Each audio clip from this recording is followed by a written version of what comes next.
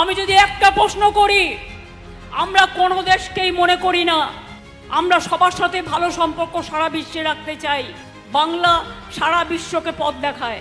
কিন্তু পাকিস্তানের defence minister যখন বলে কলকাতাকে টার্গেট করব, কলকাতাকে অ্যাটাক করব, সেই কথাটা নরেন্দ্র মোদী কেন বাংলায় এসে কালকে বললেন না যে উইল টেক স্ট্রং অ্যাকশন?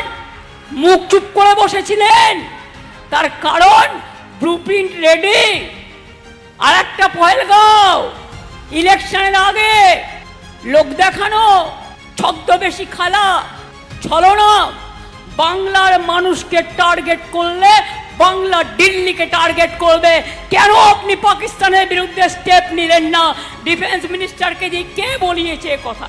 তদন্ত চাই, কারা বলিয়েছে? আপনি কেন তাদের বিরুদ্ধে অ্যাকশন নেননি? কলকাতাকে যদি টার্গেট করার কথা কেউ বলে, আমরা অ্যাজ এ ইন্ডিয়ান সিটিজেন আমরা মানব না। সারা দেশকে অ্যাটাক করার কথা বললে যেমন আমরা মানব না। কই আপনি তো মুখ দিয়ে বলেননি। তার কারণ আপনি বাংলাকে টার্গেট করতে পারেন।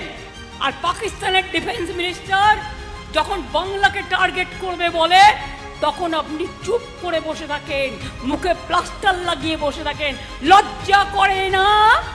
আগে পদত্যাগ করুন।